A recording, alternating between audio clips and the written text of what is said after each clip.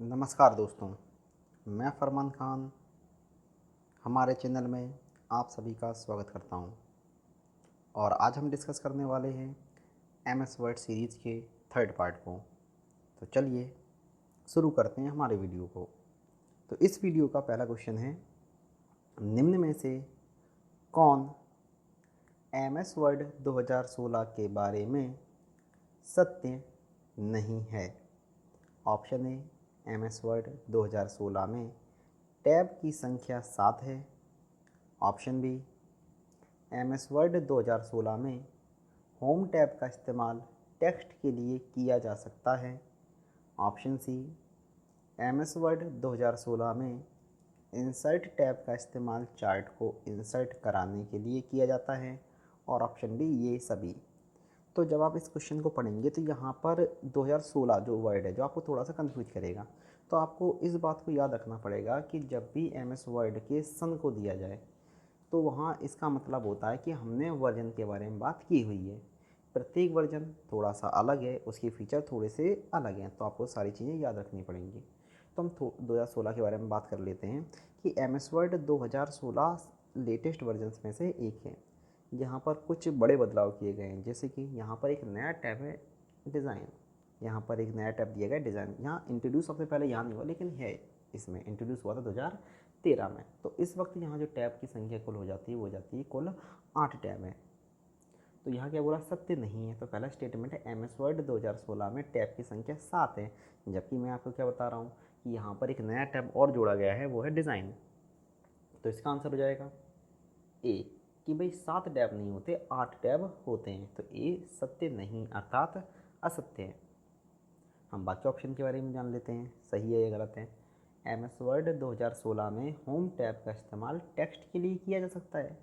तो ये बिल्कुल सत्य बात है कि एमएस वर्ड में जो होम टैब दिया जाता है उस टैब में सारी की सारी कमांड किसी न किसी तरह से टेक्स्ट के साथ में कनेक्टेड रहती हैं। तो बी हमारा सही है। सी लिख लेते हैं, एमएस वर्ड 2016 में इंसर्ट टैब का इस्तेमाल चार्ट को इंसर्ट कराने के लिए होता है। ये बात भी बिल्कुल सही है कि इंसर्ट टैब का इस्तेमाल इंसर्ट कराने में तो होगा, चाहे हम चार्ट इंसर्ट कराएं, चाहे हम फिगर्स इंसर्ट कराएं, या हम इमेज इंसर्ट कराएं। तो बी सही है, सी सही है, तो आंसर हो जाएगा ए। नेक्स्ट क्वेश्चन को देखते हैं। वह कमांड जिसका प्रयोग एमएस वर्ड में किसी भी शब्द की फॉर्मेटिंग को किसी अन्य पर अप्लाई करने के लिए किया जाता है। Paste, paste special, format painter और इनमें से कोई नहीं। तो ये जो चारों आप ऑप्शन देख रहे हैं ये काफ़ी महत्वपूर्ण है। अब ये क्वेश्चन भी काफ़ी ज़्यादा इंपॉर्टेंट है। ये क्वेश्चन ये मान लीजिए कि हर तीसरे चौथे एग्ज़ाम में अपने आप को रिपीट करता है। भाषा बदल जाती है, शब्द बदल जाते हैं, लेकिन अर्थ वही रहता है। जैसे क्या अर्थ है कि एक शब्द की फॉर्मेटिंग को किसी अन्य शब्द पर अप्लाई करना, बस सिर्फ और सिर्फ फॉर्मेटिंग कॉपी करनी है और अप्लाई करनी है, हमें टेक्स्ट कॉपी नहीं करना है। तो जब भी सिर्फ और सिर्फ फॉर्मेटिंग को कॉपी करने की बात की जाए तो हमारा आंसर होता है फॉर्मेट पेंटर। तो यहाँ आंसर हो जाए क्या हमारा सी, फॉर्मेट पेंटर। तो चलिए नेक्स्ट क्वेश्चन को डिस्कस करते हैं। निम्न में से किस कमांड का यूज़ फ़ॉन्ट डायलॉग बॉक्स को एक्टिवेट करने के लिए किया जाता है। यह क्वेश्चन भी काफ़ी आसान है।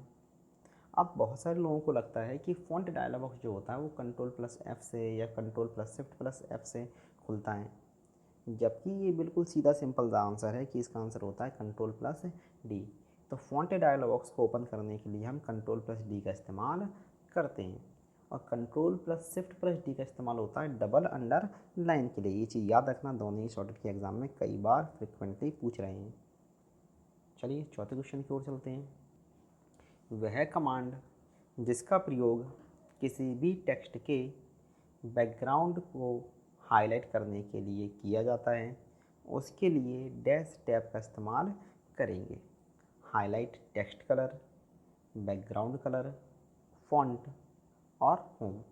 तो यह काफ़ी ज़्यादा बेहतरीन क्वेश्चन में से एक है, क्योंकि आजकल के एग्ज़ामों में इस तरह के क्वेश्चन कई बार पूछे जा रहे हैं। यहाँ पर दिखाया इस तरह के जाता है कि हम किसी कमांड के बारे में बात करने वाले हैं, जबकि होता क्या है, हम कमांड नहीं, हम उस कमांड की लोकेशन के बारे में बात कर रहे होते हैं। यहाँ बात क्या गई कि वह कमांड जो हाईलाइट करने के काम आती है वो किस टैब में है। तो हाईलाइट करने वाली कमांड होती है हाईलाइट टेक्स्ट कलर, और यह होती है होम टैब के अंतर्गत। तो यहाँ आंसर हो जाएगा डी, होम टैब। तो चलिए नेक्स्ट क्वेश्चन की ओर चलते हैं। एमएस वर्ड में सर्वाधिक आकार हो सकता है फ़ॉन्ट का 72, 96, 409 और 1638। तो पहली बात तो ये है कि आप जब इस क्वेश्चन को पढ़ेंगे कि एमएस वर्ड में सर्वाधिक आकार हो सकता है फ़ॉन्ट का, तो आपको अजीब लगेगा पढ़ने में। यह टाइपिंग एरर नहीं है, यह मैंने जानबूझकर किया है।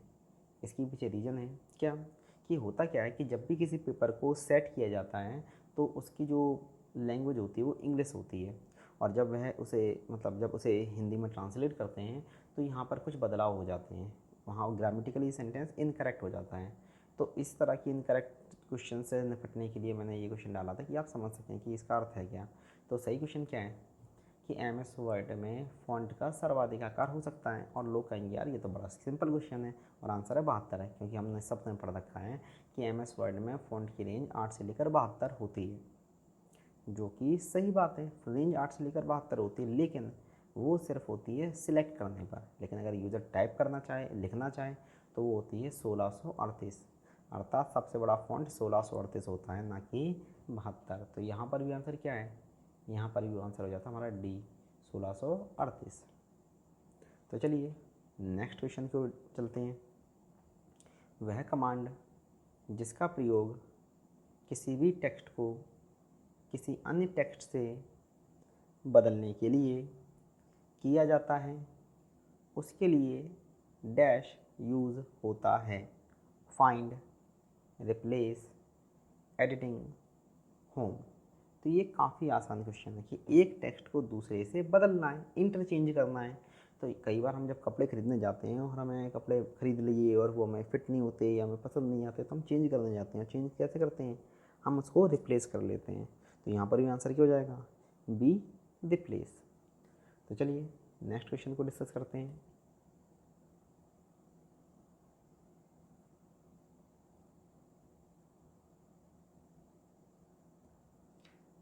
निम्न में से कौन असंगत है।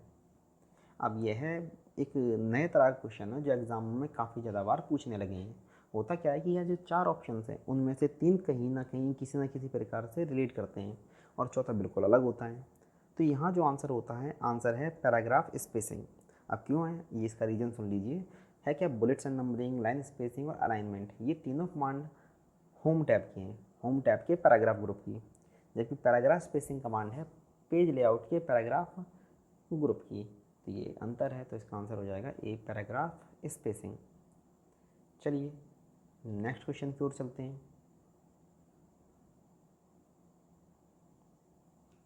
निम्न में से किस कमांड का इस्तेमाल इंसर्ट टैब के साथ यूज़ नहीं कर सकते। अब यहाँ बोला गया है कि ये भी एक अच्छा क्वेश्चन है कि इंसर्ट टैब के साथ किसका इस्तेमाल नहीं करते। पहले ऑप्शन पढ़ लेते हैं, word art, clip art, clipboard और टेक्स्ट बॉक्स। तो आप क्या देख रहे हैं, यहाँ आप देख रहे हैं कि भाई इन चारों में से कौन सी कमांड ऐसी है जो आप इंसर्ट टैब के साथ यूज़ नहीं कर सकते। तो वाइड आर्ट बिल्कुल कर सकते हैं, क्लिप आर्ट बिल्कुल कर सकते हैं, क्लिपबोर्ड नहीं। क्लिपबोर्ड होम टैब की कमांड है। क्लिपबोर्ड होता क्या है, तो एक ऐसा स्पेस जिसका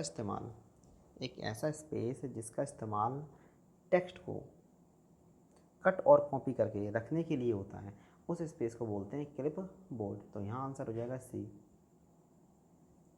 तो चलिए नेक्स्ट क्वेश्चन की ओर चलते हैं। चित्र में दिखाई गई कमांड डैश ग्रुप से संबंधित है। अब यह व्यापम का बड़ा फेवरेट क्वेश्चन है। ये मान लीजिए कि व्यापम ने लगभग हर एग्जाम में ये क्वेश्चन पूछा है। अब यहाँ पे एक इमेज दिखा दी जाती है और इस इमेज के आधार पर आपको आंसर लगाना होता है। तो यहाँ दिया है हेडर, फुटर और पेज नंबर। तो ये जो तीनों कमांड है, ये तीनों कमांड किससे रेट करती हैं। तो क्या पूछा है, ग्रुप पूछा। तो हम ऑप्शन पढ़ते हैं, इनसाइड ग्रुप है, नहीं इनसाइड टैब है, तो आंसर ए नहीं हो सकता। बी होम ग्रुप है, नहीं होम भी टैब है, तो ये आंसर नहीं हो सकता। तीसरा सी हेडर, और चौथा डी हेडर एंड फुटर। तो आंसर सी है या फिर डी है। अब इमेज में क्या हेडर भी है, फुटर भी है। अगर सिर्फ हेडर दिखाई देता तो मे भी पॉसिबिलिटी होती कि ये किसका आंसर क्या हो जाता, सी हो जाता। जबकि आंसर क्या होगा अब आंसर हो जाएगा डी, हेडर एंड फुटर। चलिए लास्ट क्वेश्चन की ओर चलते हैं। यदि पेज के चारों ओर समान रूप से मार्जिन छोड़ा गया है तथा वहाँ पर नैरो मार्जिन सेलेक्ट करने पर डैश होगा। तो ऑप्शन क्या है? पेज का मार्जिन 0.5 इंच हो जाएगा, बी पेज का मार्जिन 1 इंच हो जाएगा, सी पेज के अलाइनमेंट पर प्रभाव पड़ेगा और डी फॉर्मेटिंग पर कोई प्रभाव नहीं पड़ेगा। तो जब भी पेज का मार्जिन हम सेट करते हैं तो डिफ़ॉल्ट मार्जिन होता है हमारा 1 इंच। अब यहाँ बोला क्या गया है, हमने नैरो कर दिया, संकरा कर दिया। तो जब भी हम नैरो या फिर हम संकरा करते हैं तो क्या होगा, वो कम हो जाएगा। तो वो जस्ट घट कर कितना हो जाता है, आधा हो जाता है। तो 1 इंच का आधा होता है 0.5 इंच। तो इसका आंसर हो जाएगा ए, पेज का मार्जिन 0.5 इंच हो जाएगा। तो ये हो जाते हैं आज के क्वेश्चंस।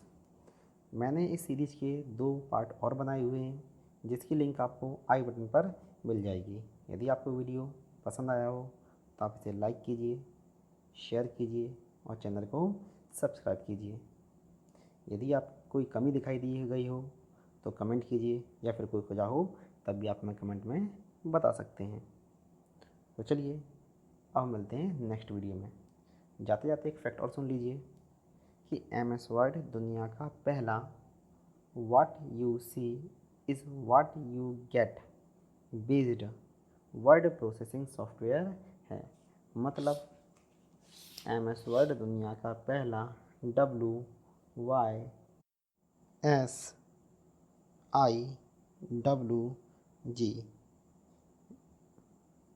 सॉफ्टवेयर है। तो चलिए मिलते हैं हम नेक्स्ट वीडियो में।